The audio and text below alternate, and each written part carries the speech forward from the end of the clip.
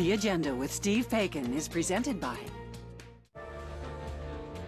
Vale Inco Limited, a pioneering nickel mining company transforming mineral resources into essential ingredients for everyday life.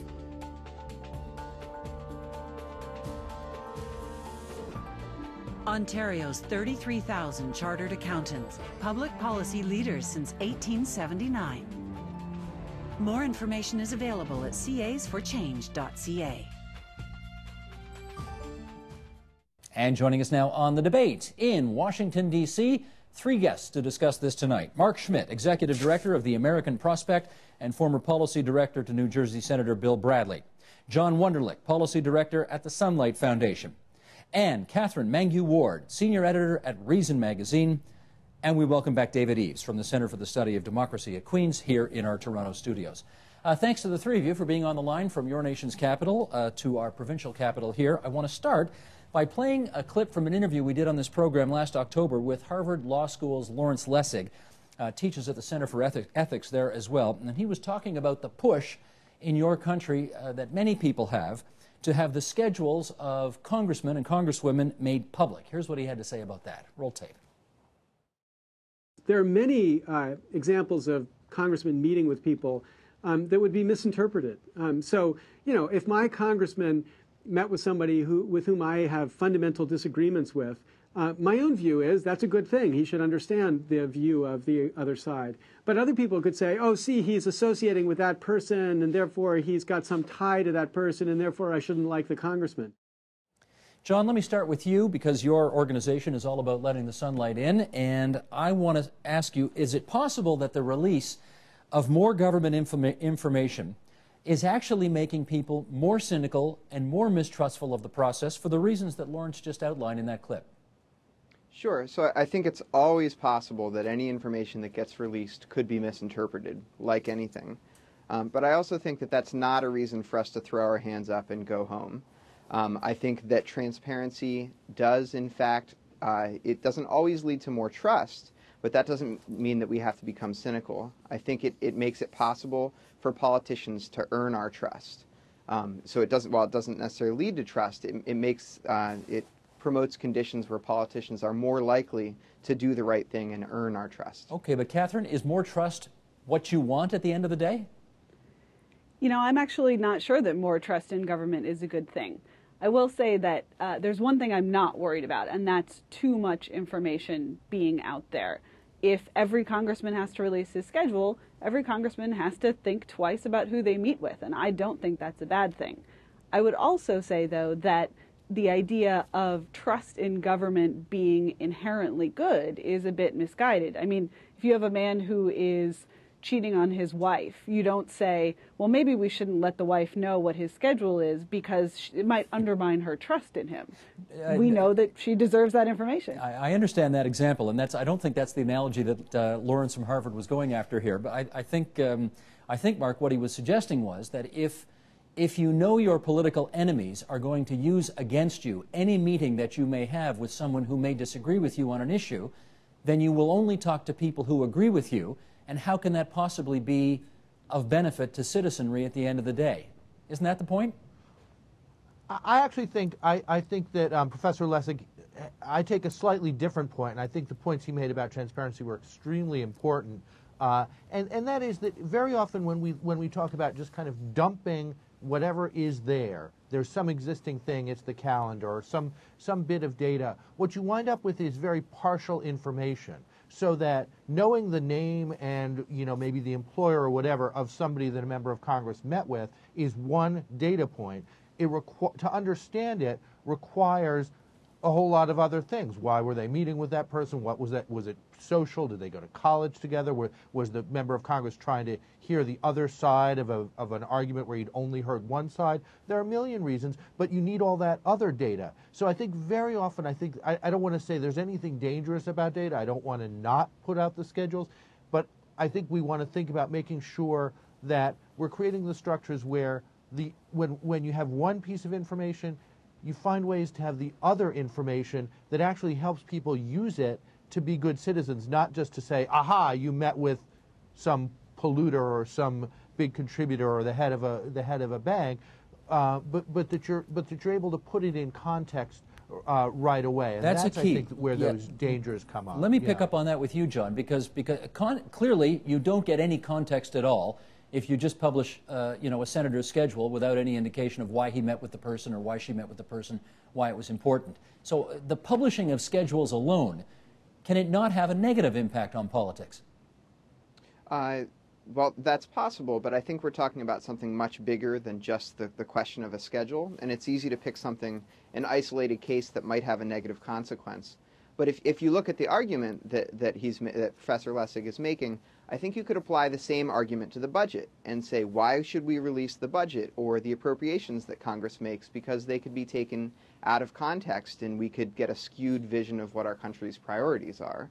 So really, you could make that argument about almost anything. So I think it's one that you should use in context and carefully. And generally, I think we should trust the evaluation of the public at large and recognize that it's really easy to say politics is harmful and releasing that ammunition might arm politicians. But politics is also intended in a democracy to be the defense of the people in order to make their own decisions. Oh, fair enough. But David Eves, on that example of, do you think that's a right analogy, that releasing a schedule of a politician is the same thing as releasing the budget of the province of Ontario, for example? Yeah, I mean, I do, and frankly, I'm even actually kind of surprised to hear this argument because... Which argument? That we would be talking about this, especially from people in News Corps. I mean, either you believe in public debate or you don't. And so you trust that the public can understand information and hash it through. Not everybody will come to the right conclusion, but that the public discourse is good. And so we release because we believe that. And if you don't, then there's all sorts of things that maybe we shouldn't be releasing. And I'm not sure I want to go down that path. It feels a little scarier. And the second piece is, when you do release this information, yes, there's context. But releasing this piece of information creates demand for context. And the final piece is, once it's out there, there's this kind of assumption that the system will continue to work just as it is. When you release a piece of information like this, you change how the system works. Maybe people will start to learn that actually it is good for my congressperson to meet with people they disagree with. It isn't going to be just like the way it is. And so we begin to shift how that system operates. Okay, but Catherine, let's talk sausages for a second. Because you know the analogy I'm going for here. There's two things we should never see made, and that's laws and sausages, because it just grosses you out when you see what happens. And of course, in your country, the whole healthcare debate shone a bit of a light on that. However, one of the goals of open government is, of course, to make people feel more part of the political process, and it may be more difficult to do that if people become more cynical or more disengaged from politics if they see, quote unquote, how the sausages are made. So is it a danger in the open government movement to reveal, how do I want to put this here, not just the bad parts of government, but of course all the potential possible good that can come out of letting the sunshine in as well? You know what I'm getting at? Yeah, I'm actually I'm gonna see your sausages and raise you another gross food metaphor, okay, and say that that information is chum. If you throw a little bit of information out there, you're gonna get the bigger fish. You're gonna get more data. If you release a congressman's schedule, you're gonna get a congressman scrambling to explain why they're meeting with everyone, and I think that's a good thing. As far as the sort of fear that there's too much information or that people might become cynical when they get this deluge of information, I think that, going back to the Facebook example is a great one. It's pretty rare that people make a friend on Facebook, decide they know too much about them and don't like them anymore. Instead, Facebook makes people feel more connected. It improves friendships and relationships, and it opens up the possibility of a whole nother level of relationships where you're not maybe best friends with people, but you kind of know what's going on with them. And I think we might like that as far as a model for a relationship with the people who govern us. I'm going to play devil's advocate, Mark, one more time with you on this one. And this is going to sound incredibly elitist, but hang in there with me. It's just it's something provocative I'm just going to throw out there. Do you believe, I mean, unlike all of us on this program tonight who really love politics and maybe love it a little too much and care about every little nuance that goes on and really like to get into the nitty-gritty, normal people have normal lives. And they have to, they can't eat, sleep, drink, breathe this 24/7 as we may. In which case, can so-called ordinary people, ordinary members of the public, draw the right conclusions when dealing with this raw data? Or at the end of the day, is it really going to be about, and I'm sorry, this happens all the time nowadays, is it really going to be about giving, more ammunition to the enemy of the people who are in politics to beat them over the head with? Well, I think the answer to that is just to really think about kind of making sure that we're adding other data to the data we have. It is hard. You know, it's amazing what people do with data, and you know, there were a lot of good examples of that in the first segment. There's always somebody out there who's going to do something interesting with it. But in a lot of cases, you actually need to add, you know, we don't put out the budget just a bunch of raw numbers. And if somebody gives you the budget for, you know, your show or something like that, I just actually had this at work. If all I have is raw numbers, I'm not able to work with it. I need the analysis. I need to understand what the background is for something like that. And I think what we need in order for people to be able to not just, you know, hold politicians accountable, but actually participate as citizens with the data that's available to them, they need something. They need some analysis. They need some help. They need some other kinds of information, and that's what we ought to be focusing on. There's a great example of this when I worked on Capitol Hill, when I worked in the Senate. And this is pre-internet, just before the internet. There was a tremendous little wave when we were considering the North American Free Trade Act. And everybody started calling our office and saying, we want to read NAFTA. I want to read every word of that 2,000-page document because Ross Perot or somebody suggested I should. I want to access government. I want to read that thing. And so we were madly Xeroxing copies of this treaty and sending it off to people. And of course, you could read NAFTA, and not reading this text and how it changed one provision or another just isn't going to help you in any way understand whether it's going to cost the U.S. jobs or gain the U.S. jobs or whatever people really wanted to know about it. You needed to give people a whole other level of analysis. So all I'm interested in is seeing that we're adding the other aspects that help people really engage on top of raw data. And some of that citizens are going to do by themselves for other citizens, but some of it we actually need government to provide other kinds of information and journalism to produce other kinds of information. Okay, let me read an excerpt here from Tim Wu at Columbia University, published in the New Republic last October. And he writes, "Consider C-SPAN, the technological marvel of an earlier age. Though the network is good entertainment and has taught politicians new forms of grandstanding, it has done little to improve government. There's nothing wrong with televising Congress, but it is to the American polity what Diet Coke is to the fat man.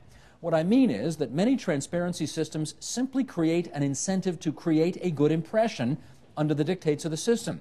Just as food manufacturers manage to produce fat-free and low-calorie food that isn't necessarily healthy, politicians will produce information that suggests even-handedness even if there is none. Meanwhile, the chance of a transparency cure producing real change is close to zero. Does anyone really think that posting a schedule online will make a politician into a better leader?" Okay, let's get into that. David Eves, what do you say on Professor Wu's suggestion that the chance of creating real transparency is next to zero? I actually think his statement's deeply problematic. Deeply problematic. Deeply problematic, because he's looking at a technology that's broadcast. So I agree, C-SPAN has not done a tremendous amount for increasing the transparency of government. But that's because only certain people are allowed on C-SPAN, and only certain people are allowed to do an analysis of what's occurring on C-SPAN. And actually, the people who use C-SPAN the best are The Daily Show. I mean, they've shown you what can happen when someone's actually able to access the data and manipulate it and do things with it and do their own analysis. That's the excitement. The internet is something radically different. Now, all of a sudden, I mean, this is about empowering ordinary citizens to be able to do their own analysis and share that with other citizens. So C-SPAN is a technology because it's terrible to look at because only I can observe. Open data on the internet is data I'm allowed to use, do an analysis of, and then share with everybody. That's a radically different technology. Well, let me try this, John. Just as politicians over the years have learned how to game C-SPAN in your country or in our country, CPAC or Queen's Park Television, whatever, won't they learn how to game the internet as well and sort of throw it all out there in a way that works for them? So just because something is subject to being gamed doesn't mean that it doesn't have a value. So elections and electoral politics are all about gaming the system and getting as many people as possible to vote for you. But that doesn't mean it's less legitimate. And things like when there's a debate on the floor of the U.S. Senate, I don't think many politicians are convinced by that debate, but no one would ever seriously consider throwing out that process because it's still a valuable one. So I think it complicates things to try to take the idea of political deliberation and have that be the target for transparency. Really, that's what taking the example of putting public schedules online does. That's really one of the toughest targets we have.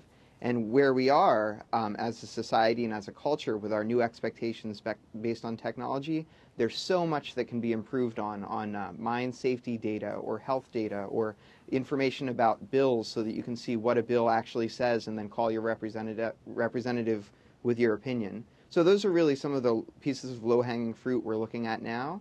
And the question of will all political deliberations become public, that's really a much tougher question. Okay, Catherine, let me do the follow-up with you then.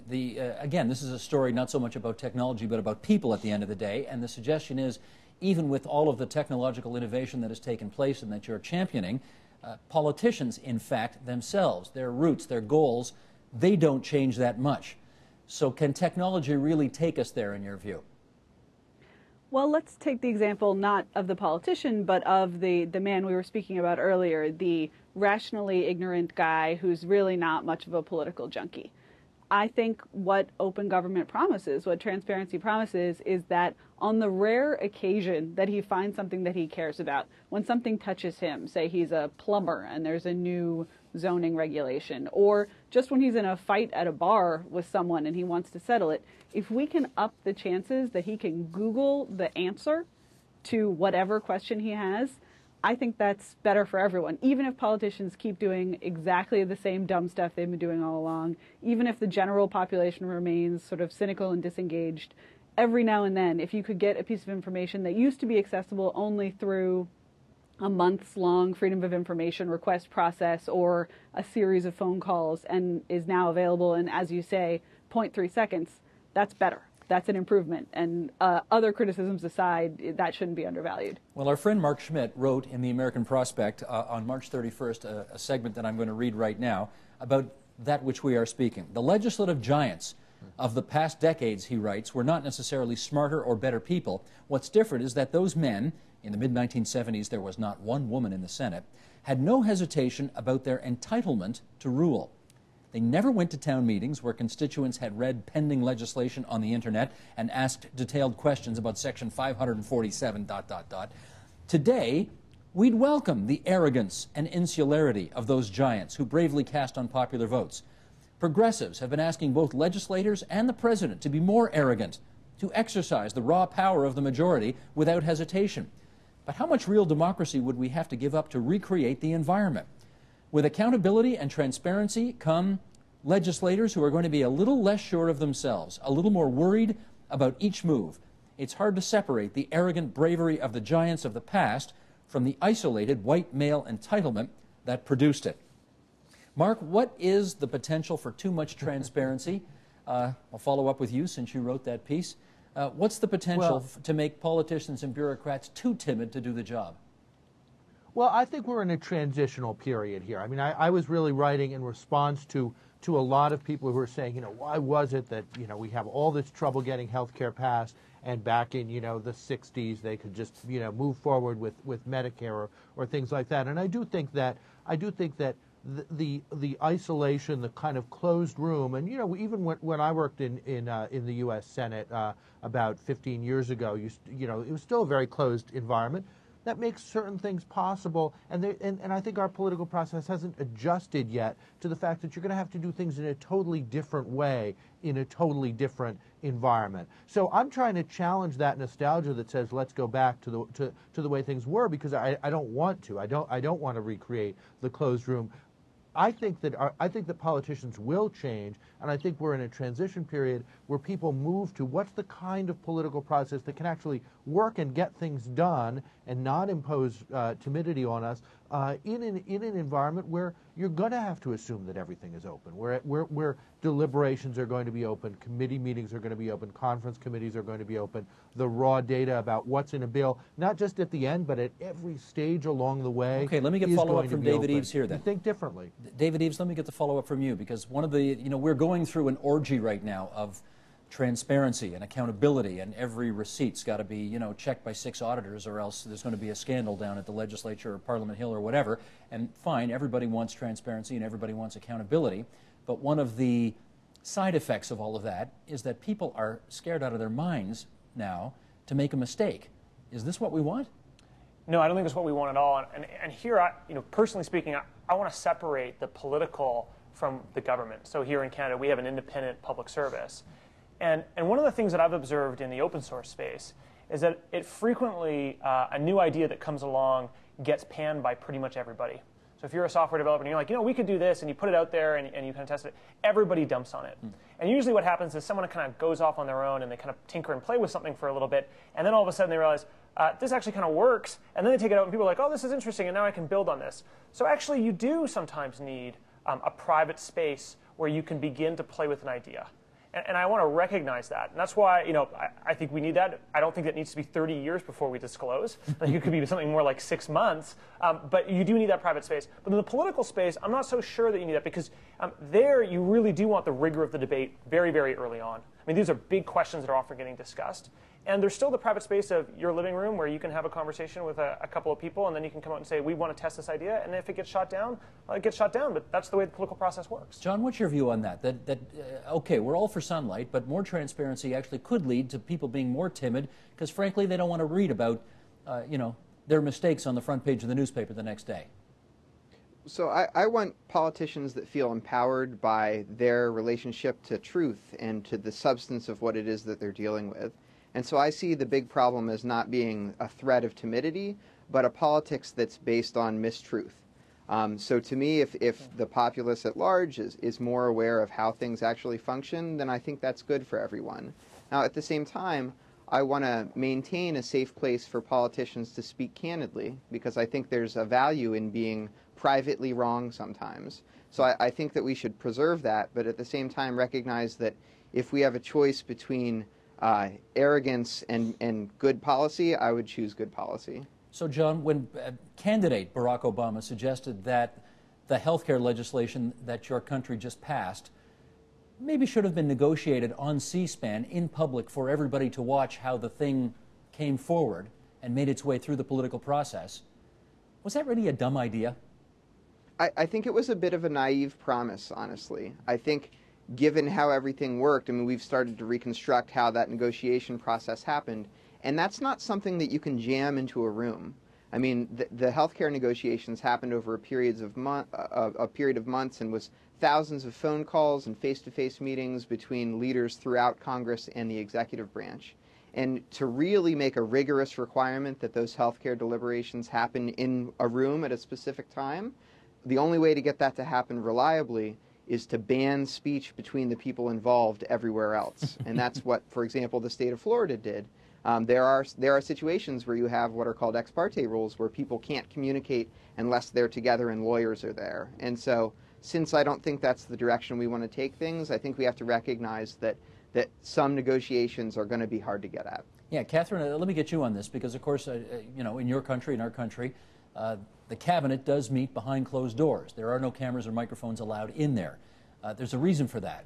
If you really want to kick around some ideas and permit the possibility of looking foolish in advancing what may be an idea ahead of its time, you're not going to do that with the cameras on you. So would you agree that you can't negotiate a $1 trillion health care package on C-SPAN? Two things. First, I'm not sure that this vision, which there seems to be some sort of general agreement would be a bad thing, of legislators creeping around terrified of doing something wrong. I must admit I find that a little bit appealing. I mean, the stakes are very, very high here, and a legislator doing something wrong is an order of magnitude bigger than even the head of a corporation doing something wrong, because it can affect millions of people mandatorily. However, I would also say that the notion that we could somehow abolish privacy, that we could somehow truly remove the possibility of a private conversation between members of a legislature is maybe an overhyped fear. There's always going to be, at the very least, a chat in the men's room while people are washing their hands. Maybe we need to worry about the sexism angle here, but privacy is not in danger. The possibility of a space to be wrong is not in danger. And I think that legislators who feel hemmed in and watched by their constituents are probably better legislators in a lot of cases. Maybe that means fewer $1 trillion bills, But at that point, we're getting into the question of whether more or fewer trillion-dollar bills are a good thing for our country. Sure. Let's get into some discussion here about whether or not all of this will lead to actual better decision-making. And David Eves will well remember the examples we had here in this province several months ago. We had something called e-health, an attempt to put all of the patient records of the 13 million people who live in this province into some kind of electronic digital form. And it turned into a dog's breakfast. Hundreds of millions of dollars were spent. They made very little progress, didn't have very much to show for it at the end of the day. And at the end of the day, what got all the headlines were the very highly paid consultants who, let's say, put some rather dubious claims in for reimbursement. And here's how Jim Coyle, one of our very fine columnists at the Toronto Star, reported on this back in the day. This was back in June of last year. He said, the indulgent use of expense accounts by some of the organization's consultants put things on a delightfully human scale. It's precisely the easily comprehensible scale of things that means this mess is apt to stick to the government more than problems of larger scope. Most folks might have difficulty imagining $18.5 billion, the size of Ontario's rapidly escalating deficit for this year, but no one has any trouble understanding $1.50 for Tim Hortons coffee or $3 for a date square, which were a couple of the items that some of these very highly paid consultants asked for reimbursement for, despite how much money they were making. Mark, let me go to you first on this. You wrote, and I'll follow up with a quote of yours, at a time of economic and fiscal crisis, a focus on the small items, along with the assumption that government is wasteful and corrupt, hardly increases citizens' ability to think about the choices ahead. And I wonder what you feel, how great the danger is that more transparency will make us focus on these $1.50 cups of coffee and $3 date squares, rather than the absolutely massive, bigger, more complicated issues that we really should be wrapping our heads around. Right. Well, I'm trying to avoid being drawn into this, more transparency is dangerous argument. I'm not going to make that claim. That's not my argument here. What I found when I started looking at some of the states how state governments were looking at transparency of their budget processes was there were sort of two movements here. One was saying, put every single credit card transaction of every state employee on the internet. Every bit of data you've already got, throw it on the internet, let people find what they can. I think when you have that, you're going to have a kind of obsessive, inevitably somebody's going to, spend $150 at a strip club or something like that, and there's going to be, an obsessive focus on that $150. Meanwhile, the other movement is saying, you know what, our budget, we've got billion-dollar billion-dollar tax expenditures in the budget that people can't even see because it's not even really clear that this large chunk of money is for a particular industry or something like that. We're not accounting for those. We're not providing the big picture information that helps people actually think about being citizens. Exactly the example you're using here from Ontario. I want to make sure that you have to do those other things too, and those other things might involve the work of creating a different kind of information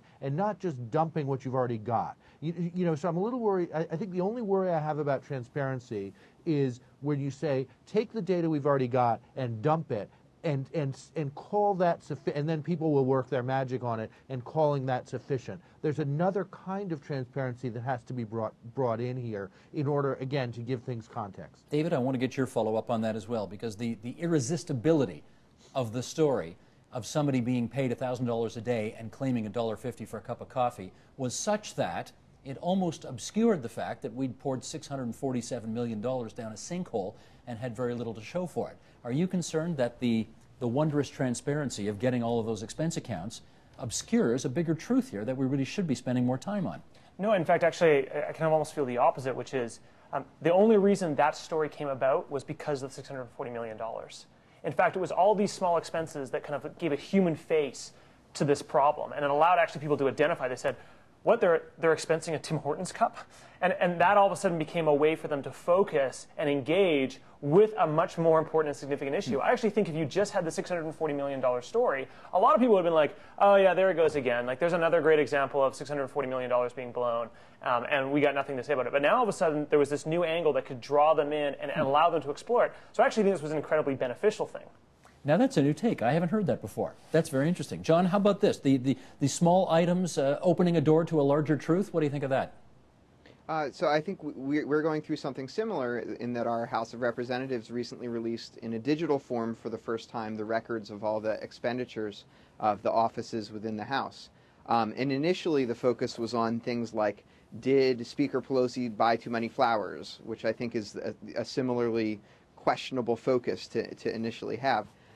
In the time since then, though, we've seen a lot more detailed analysis go into things like, is the race of staffers at different levels what you would expect it to be, or might there be an appropriate focus on race or gender disparities in the way the House spends money, or what are some other kinds of trends that officials within the House should look at?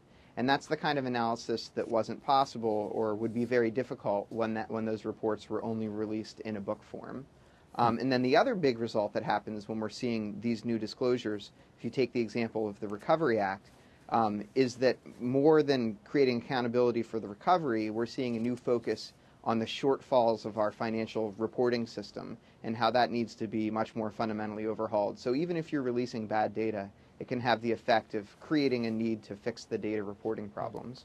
Catherine, we know that the hope at the end of the day is that more openness and more scrutiny and more public input will, invariably lead to better government and better decision making. And I'd like to know whether you're, 100% sure in your head that you can connect all of those dots. Can you? I don't think you can, actually. Or at the very least, I don't think that the reason that more transparency might lead to better government is because of the mechanisms of democracy. Having more people involved means, a lot of times, more people focusing on the coffee cup, more people focusing on the flowers that Nancy Pelosi bought. Certainly, it's true that, for instance, in the case of the stimulus money, sometimes the first story is, I can't believe the stimulus was used to buy work boots. The second story is, there's some interesting differences in allocation between Democratic districts and Republican districts. The third part of the story is, okay, well, now let's look at the big picture and see if the stimulus worked.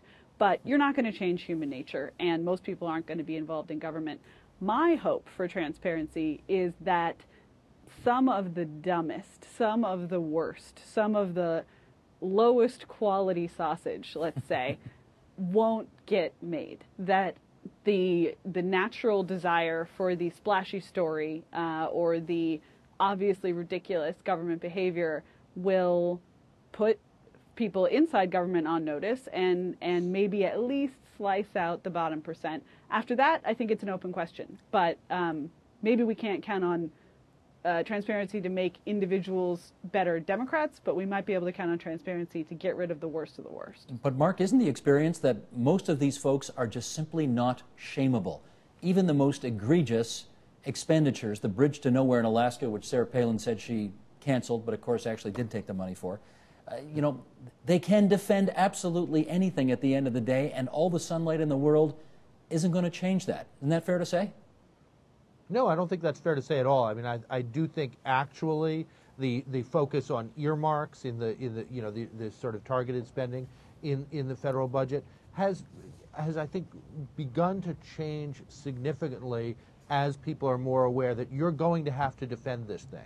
Everybody has some kind of logic for how they defend those things. Some things are really indefensible, and I think we're definitely seeing fewer and fewer of them. And I think it's actually a very good example of where transparency is beginning to work. That's partly the initiatives of Obama, Pelosi, and so forth. Some of the scandals that have been associated with that subculture in Congress. But I think we'll look at that particular subset of things in 5 years and see a very different environment. Okay, John, let me try this with you then. Do you have evidence that more open government, more transparent government, and boy, you go online and you can find out so much about how your government operates and what it spends money on and so on. Is there any evidence that actually leads to better decision making? Yes, and I have two justifications for that. One is, over time, the idea of what we think of as corrupt has evolved significantly. So it used to be the case that you could be a clerk in a congressional committee and get advance copies of the bills that we're going to pass, and then write an exclusive about that bill that you had an advanced look at, and be a high-quality reporter because of your position as a clerk. and then turn around immediately and buy some stocks that were about to go up as a result of the bill that you saw a copy of. And that was just kind of how things worked. That was a perk of the job. You got a problem with that, today, John?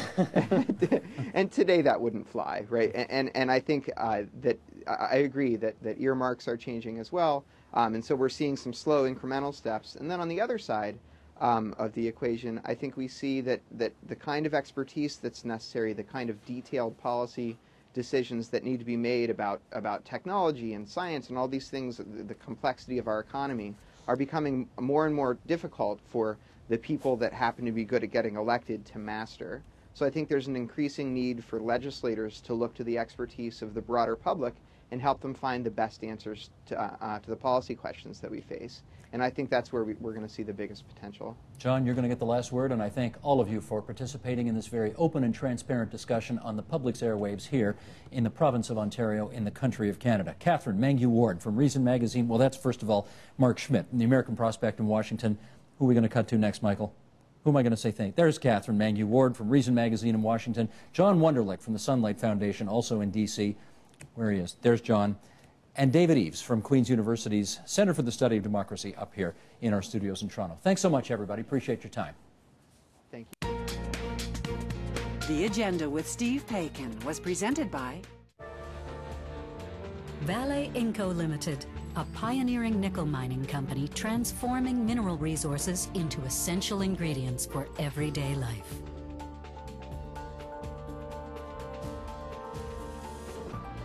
Ontario's 33,000 chartered accountants, public policy leaders since 1879.